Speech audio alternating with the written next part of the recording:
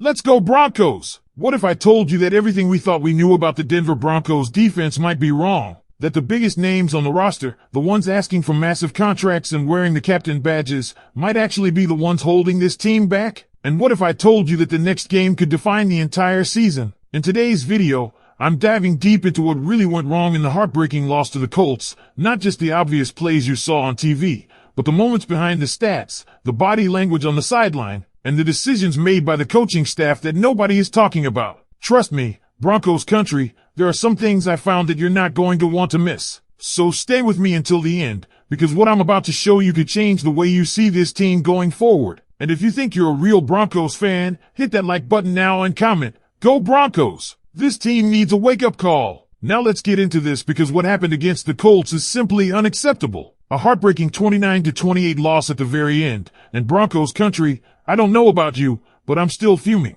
This wasn't just a close loss, it was a collapse, particularly on the defensive side. Let's talk about that defense, the one we've praised as one of the league's best. The same unit that completely fell apart when it mattered most. Let's look at the numbers. 473 total yards allowed, 306 passing, 167 rushing, and only 1 sack. That's a defensive meltdown, plain and simple. The Colts, under Shane Steichen, ran the Broncos ragged with just one running back, Jonathan Taylor, touching the football in the backfield. That's right, not a single other Colts RB carried the ball. You knew what was coming and still couldn't stop it. Taylor racked up 25 carries for 165 yards on the ground, plus 2 receptions for 50 more through the air. Over 200 scrimmage yards, and you let him do it all game long. He was dragging defenders, pushing piles, breaking through contact, relentless. This wasn't a hidden threat. It was the only threat, and Vance Joseph's defense had no answer. Once Zach Allen went down early, and Pat Surtain left with an ankle injury,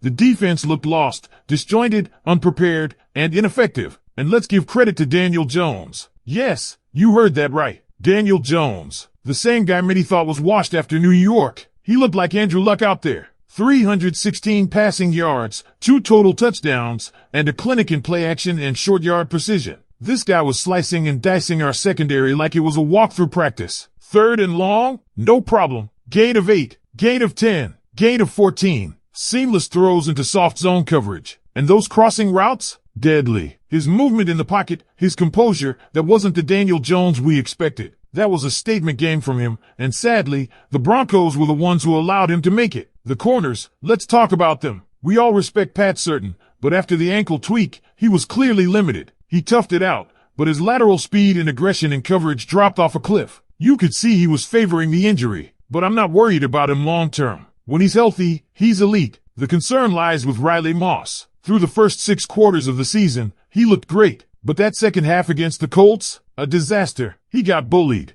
beaten in man coverage over and over. Alec Pierce had him for lunch on deep routes. Off the line, Moss looked slow and out of position. No physicality, no stickiness, big plays over the top, and they cost us. Now let's talk about the front 5. Supposedly the best pass rush in the NFL, according to not just us, but mainstream analysts across ESPN. They had 1 sack against Daniel Jones. 0 pressure, no disruption. You give any quarterback in this league that much time in the pocket, they will carve you up. We're talking about a defense that sacked Cam Ward 6 times in week 1 and followed that up with an invisible performance in week 2. Where's the consistency? Where's the fight? And then there's John Franklin Myers. This part hurts. The guy made it known during training camp he wants $20 million a year. That's elite money. That's game wrecker money. But what did he give us against the Colts? Not just poor performance, 0 tackles. ESPN even went back and corrected it from 1 to 0. No pressures, no impact, just standing on the field while Jonathan Taylor ran rampant. This guy was throwing hands on the sideline, pouting, giving up on plays, and yet demanding a massive extension? That's not the attitude of a leader.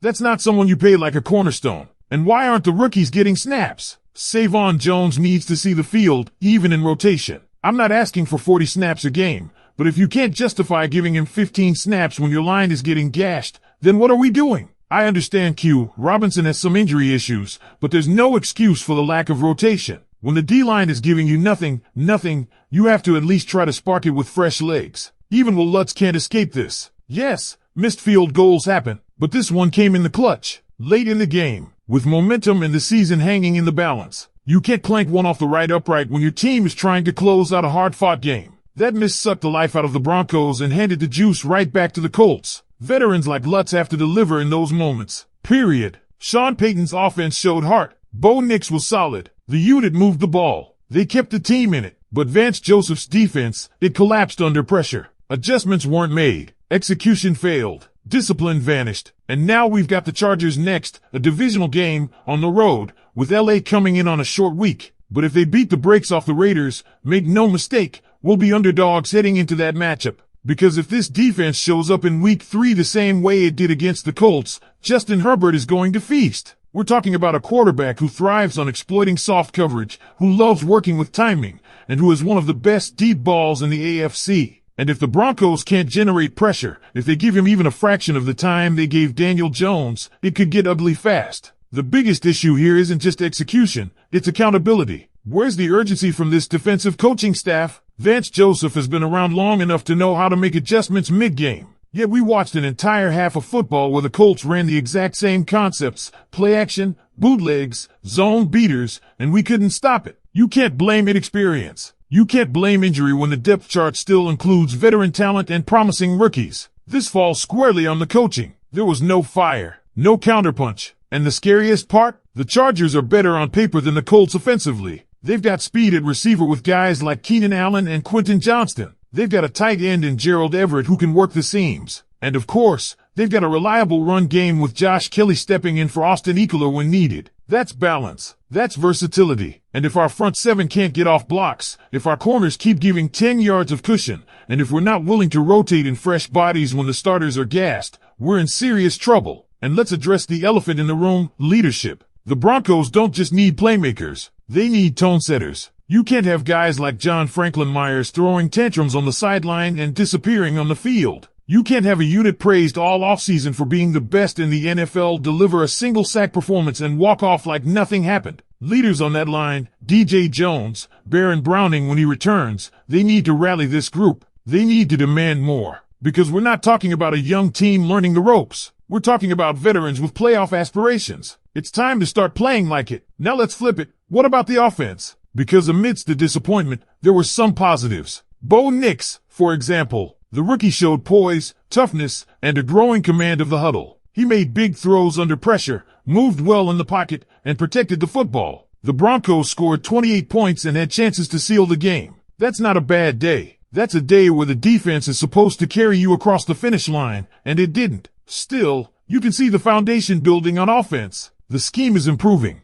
The timing is getting better. The chemistry is developing. Sean Payton clearly has a vision, and Bo Nix is executing it. But if this team wants to compete in the AFC West, the offense can't just be solid. It has to be explosive. It has to be lethal. Red zone execution has to be flawless. Field goals? No, we need touchdowns. Especially when we know the defense can't be trusted to close out games right now. Guys like Jerry Jeudy and Marvin Mims need to be more involved. You drafted these weapons. Use them. Be aggressive. Sean Payton can't hold back anymore. Not in this division.